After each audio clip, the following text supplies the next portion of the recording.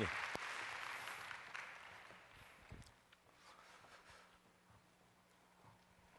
저는 식물학자가 아닙니다. 그리고 저는 식물을 전공한 사람도 아닙니다.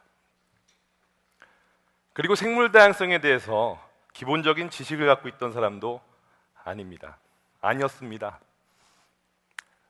저는 사업가였으며 국제금융투자 전문가로서 아주 조금 잘 나갔던 사람이었습니다. 그러던 2008년 가을 리만 브라더스 사태가 발생하고 저는 프리랜서를 가장한 백수가 되었습니다.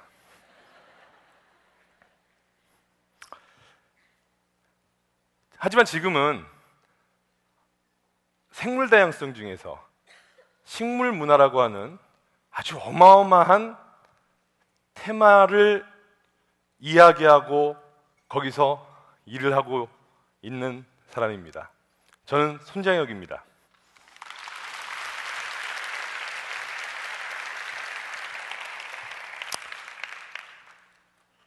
백수로 있던 어느 날이었습니다. 선배한테서 전화가 왔습니다. 야, 장혁아, 너 뭐하니? 예? 뭐 그냥 있는데요. 너 시간 좀 많으면 형 좀 도와줄래? 백수니까 시간이 많다고 생각했나 봅니다. 그래서 그 말은 별로 유쾌하지 않았지만 저는 오지랖이 넓기 때문에 선배를 만나러 갔습니다. 그 선배를 만난 후 그 선배가 도움을 요청하던 곳이 바로 한국식물원 수목원협회라는 곳이었습니다. 저는 회사를 경영하고 많은 기업들의 컨설팅을 해줬던 사람입니다. 하지만 이 한국식물원 수목원협회 도대체가 그 어떤 일을 하는 곳인지 감이 오지 않았습니다. 식물원 수목원협회에 처음 들어가서 담당하시는 분을 만나서 얘기를 나눠봤습니다. 식물원 수목원이 무엇을 하는 곳입니까? 수집, 증식, 보전, 연구, 전시, 교육. 갑자기 아무 생각이 없었습니다. 도와줘야 되는데 이 6가지의 단어가 제가 사회생활을 하면서 들어본 적이 없었던 단어였습니다. 야, 이걸 뭐 어떻게 해야 되는 거지? 내가 뭐 어떻게 해야 돼? 참 어려웠습니다. 자, 여기서 제가 퀴즈를 하나 내겠습니다. 여기 식물원 수목원이라고 있습니다. 이 식물원 수목원 중에서 어떤 것이 더 큰 의미를 갖는다고 생각하시나요? 식물원이라고 생각하시는 분 손 한번 들어보십시오. 예. 그리고 수목원이라고 생각하시는 분 손 바짝 한번 들어보세요. 예. 정답은 식물원입니다. 여기 오신 여러분들 중에서 식물원이라고 해서 손을 드신 분이 계신다고 하면 제가 한국식물원 수목원협회에 처음 접했을 때보다 훨씬 더 많은 것을 알고 계시는 분이라고 생각하시면 됩니다.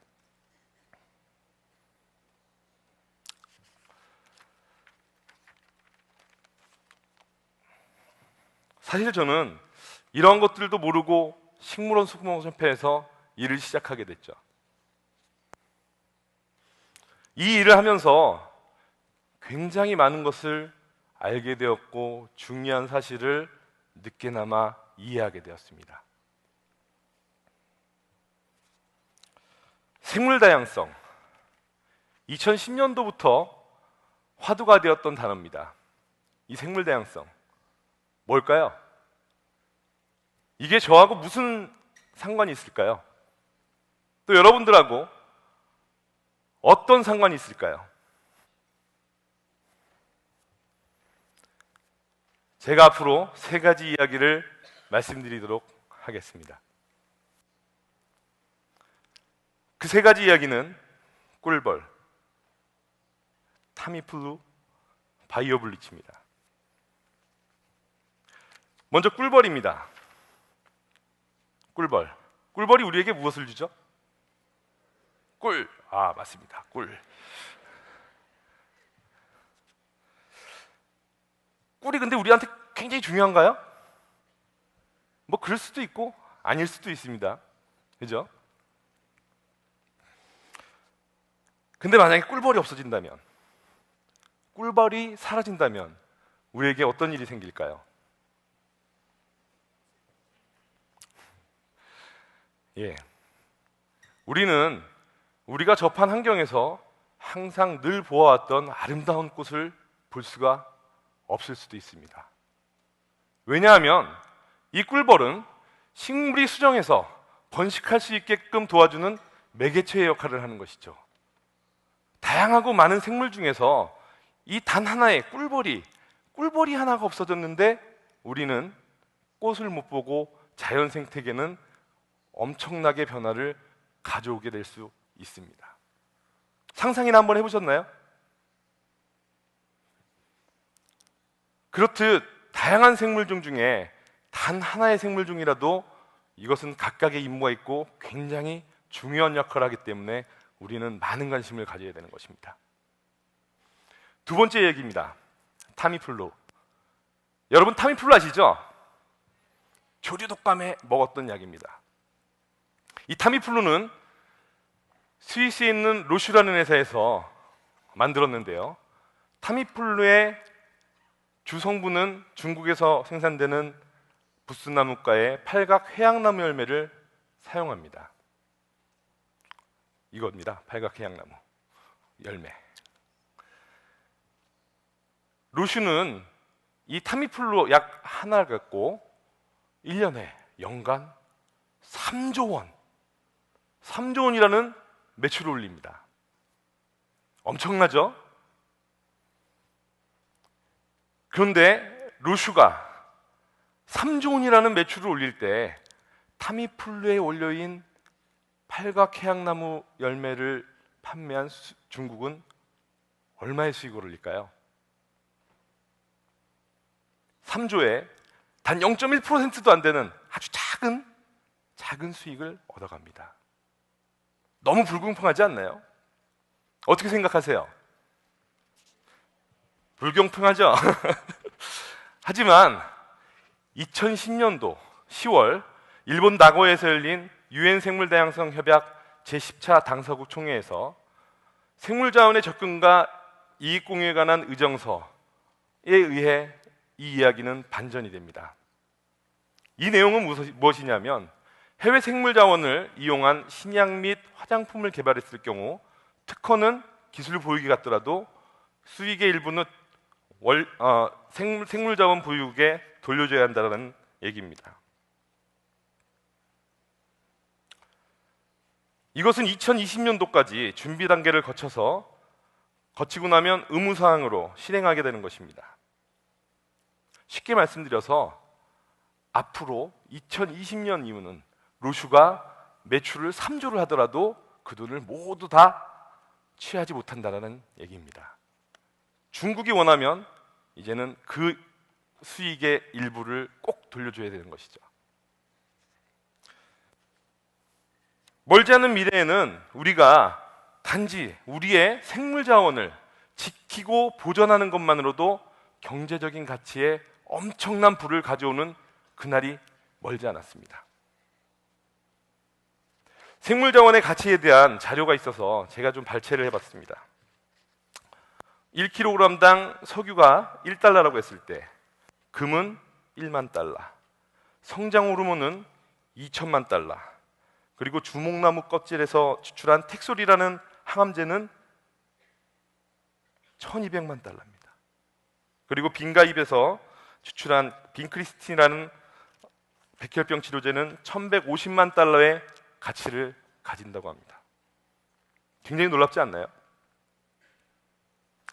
이렇듯 나무잎, 나무 열매 하나가 우리에게는 소중한 자원이 되고 부가 될 수 있는 그런 기회가 됩니다. 지금까지 두 가지 말씀을 드렸습니다. 생태계에서 생물 다양성은 어느 한 종이라도 굉장히 중요한 역할을 한다. 그들은 각각의 임무가 있기 때문에 우리가 관심을 갖지 않고 방관했을 때 그들이 만약 사라진다면 그 위협에 인간은 꼭 들어갈 것이다라는 것을 명심해야 됩니다. 또 하나는 이 생물 다양성 그리고 생물 자원, 어마어마한 부의 가치를 누릴 수 있는 기회이기 때문에 우리는 이 기회를 꼭 놓치면 안 된다는 말입니다. 이만큼 생물 다양성은 우리에게 현실적으로 가슴에 와닿는 이슈를 굉장히 많이 선사하고 있습니다. 하지만 생물 다양성과 여러분, 아직 갭이 너무 많습니다.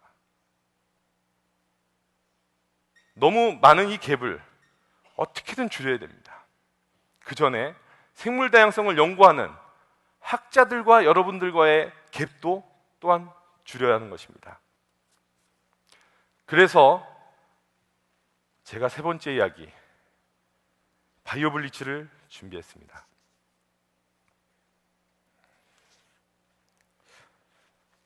바이오 블리치는 처음에 아까 말씀드렸던 이 학자와 일반인의 갭, 학자들은 생물 다양성에 대해서 연구를 하고 공부를 합니다. 하기 때문에 이 다양성에 대한 중요성을 너무나 잘 알고 있죠.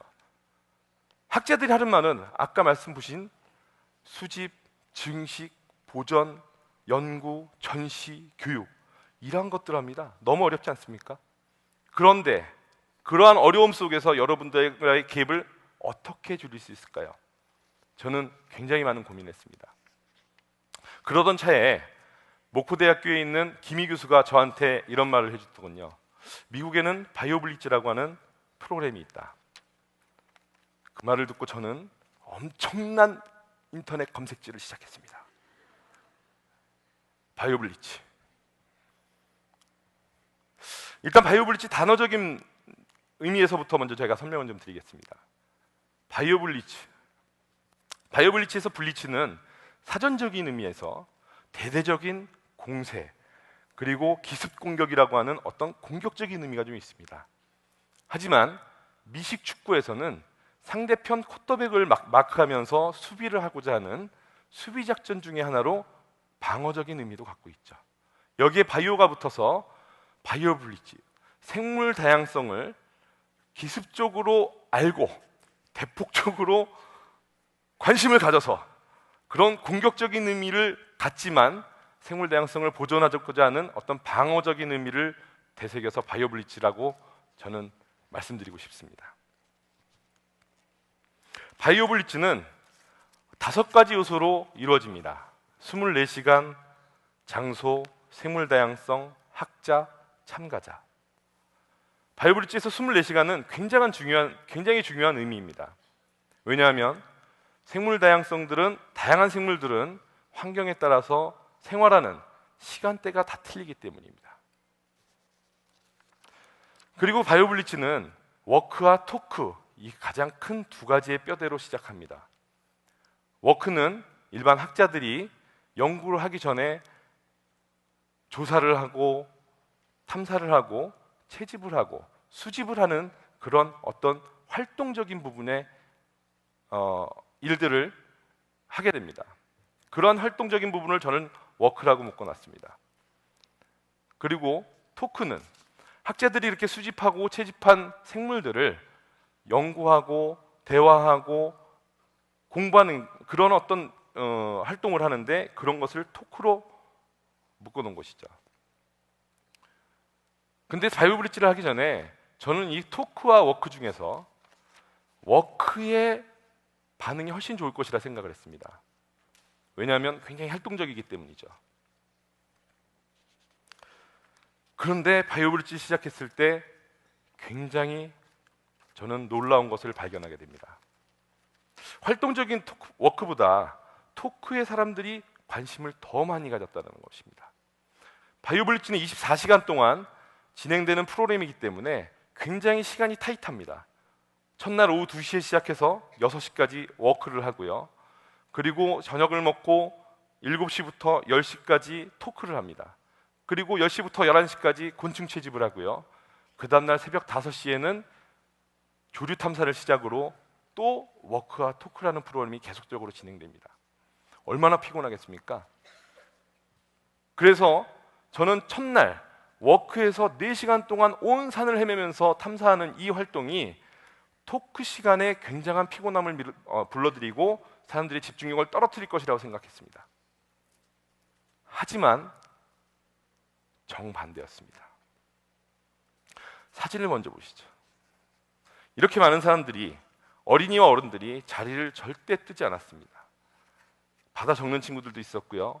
학자들이 예기치도 못한 이런 관심에 열정을 불태우면서 이런 토크는 12시까지, 정오 12시를 넘어서까지, 자정 12시를 넘어서까지 시작되었던 것입니다. 이건 무엇을 의미할까요?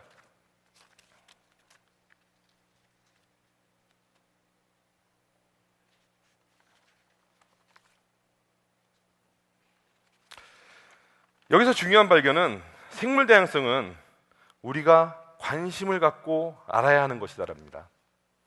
워크같이 활동 있는 것들이 더 중요하고 재밌을 것 같지만 어떻게 보면 그 워크 활동이 궁금증을 자아냈고 알고 싶어하는 욕구를 만들어냈으며 가르쳐주고 싶어하는 만족을 줬던 것입니다. 바이오블리츠에서 학자는 자신의 지식을 나눠만 주고 갔을까요? 그리고 참가자들은 학자들의 지식을 배우고만 갔을까요? 학자는 생각지도 못한 참가자들의 관심에 감동을 받았고, 참가자들은 열정적으로 연구하고 공부하는 모습에 학자들의 감동을 또 서로 받고 갔습니다. 생물 다양성이라고 하는 것은 저는 바로 이런 것이라고 생각합니다. 생물 다양성의 중요성과 저의 관계는 그렇게 멀지 않습니다. 우리가 생물 다양성에 대해서 관심을 갖고 그것을 알아가고 그것을 알게 된 것을 나눈다면 생물 다양성 보존을 지키고 보존하는 데 가장 중요한 역할을 하게끔 되는 시초가 되는 것입니다. 많은 놀이공원이 있죠. 여러분들 놀이공원에 가끔 가십니까? 네? 하지만 저는 이 사진에서 보시는 저 평범하게 그지없는 자연이 테마파크다라는 생각을 합니다. 생물 다양성과 하면 나눌 것이 굉장히 많습니다. 생물 다양성이 바로 테마파크며 원더랜드이기 때문입니다. 오늘 테덱스 이태원의 첫 번째 세션이 리디스커버 더 원더죠. 저는 생물 다양성에 대한 리디스커버 더 원더를 여러분들이 느끼시길 바랍니다. 생물 다양성, 우리 생물 다양성에 대해서 그렇게 어렵게 생각하지 마시고 아까 말씀드린 꿀벌과 타미플루의 그런 가치와 변화, 그런 것에 굉장히 궁금증을 갖고 그 궁금증에 관심을 갖고 알아가고 나눌 수 있다고 그러면 여러분들 주변의 모든 사람들은 생물 다양성에 많은 관심을 갖게 될 것입니다. 오늘 리디스커버 더 원더, 이 생물 다양성에 대한 리디스커버 더 원더를 하시길 바라겠습니다. 감사합니다.